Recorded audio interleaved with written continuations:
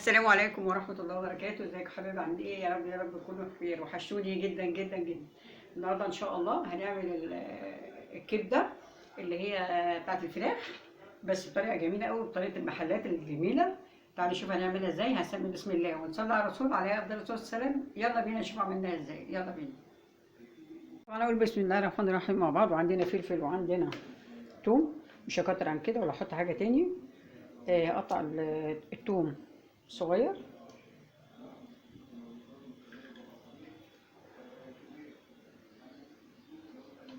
زي ما انتم شايفين كده اهو.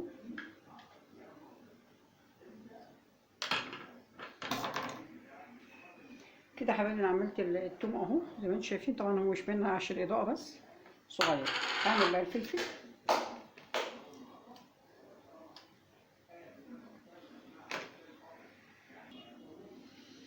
طبعا اسن السكينه عشان تهمل.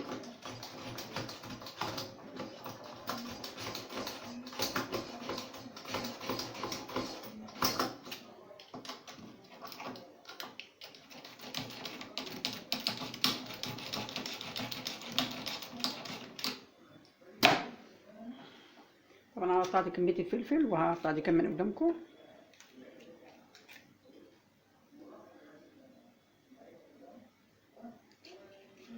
قطعها كده صوابع صغيره كده. عايزه فلفل رفيع.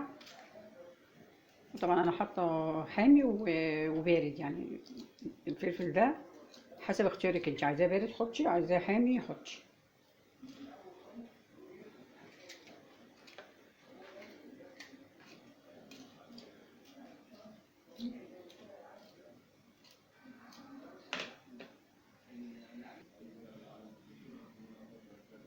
طبعا هنا هنحط لعن البوتاجاز وهدينا النار شويه ونحط صينيه.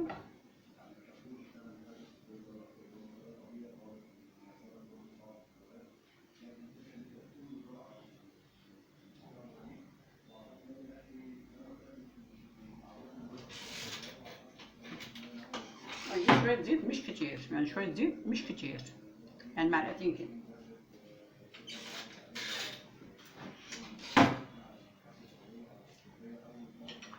طبعا هستنى بس لما يسخن الزيت يسخن.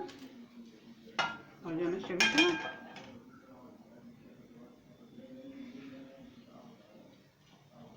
طبعا انا غسله الكبده كويس قوي اهو زي ما انتم شايفين. نقعتها بخل وكده ونضفتها عشان الزفاره اللي فيها.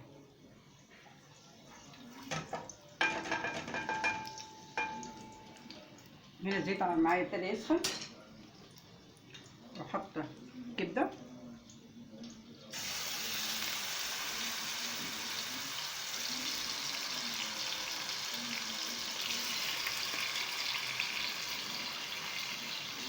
زي ما انتم شايفين كده. اكله خفيفه ان احنا الناس نحضر اخر الشهر، وطبعا ميزانيه خلاص يعني. وبرضه اكله خفيفه يعني غير الاكل المعتاد بقى السريع.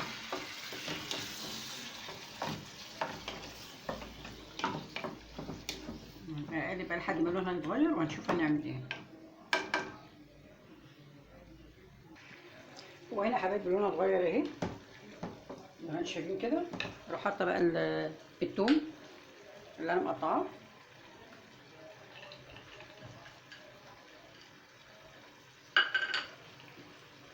والفلفل.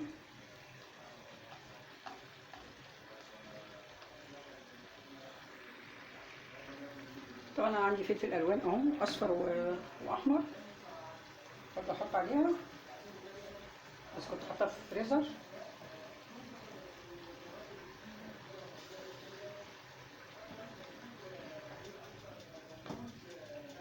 زي ما شايفين كده.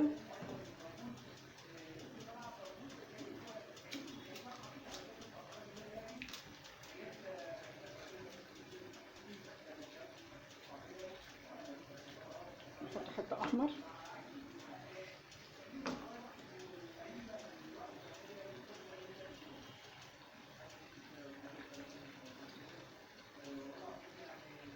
طبعا ده كله اختياري، عايزه تحطي فلفل تحطي، مش عايزه ما تحطيش، براحتك خالص. بس ده بيديها شكل، بيديها طعم حلو قوي.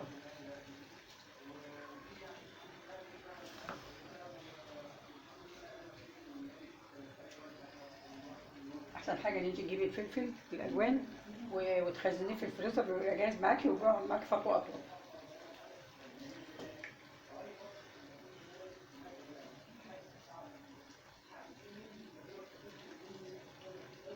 طبعا انا عندي التوابل،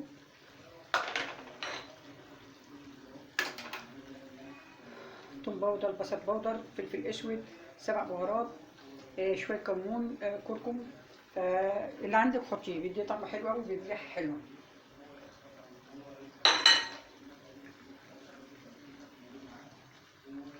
هنقلب كويس قوي كده. طبعا فلفل احمر واصفر واخضر بيدي شكل حلو قوي وبيدي طعم جميل. انا كده وطيت عليها بقى ولا هسيبها تستوي براحتها خالص عشان الفلفل كمان يدبل ويبقى مبقاش ناشف معايا.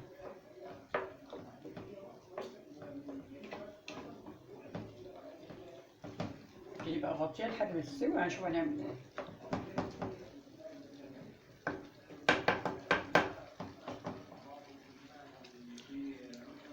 عايزه اقول لكم طعمها حكايه وهي لسه مش سويتش كمان، طعمها حكايه.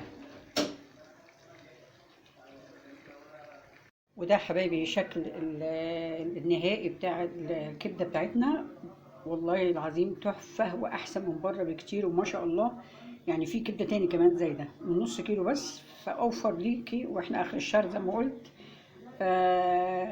يا رب الوجبه النهارده تكون عجبتكم وسندوتشات الاكل الخفيفه النهارده تكون عجبتكم. والسلام عليكم ورحمه الله وبركاته.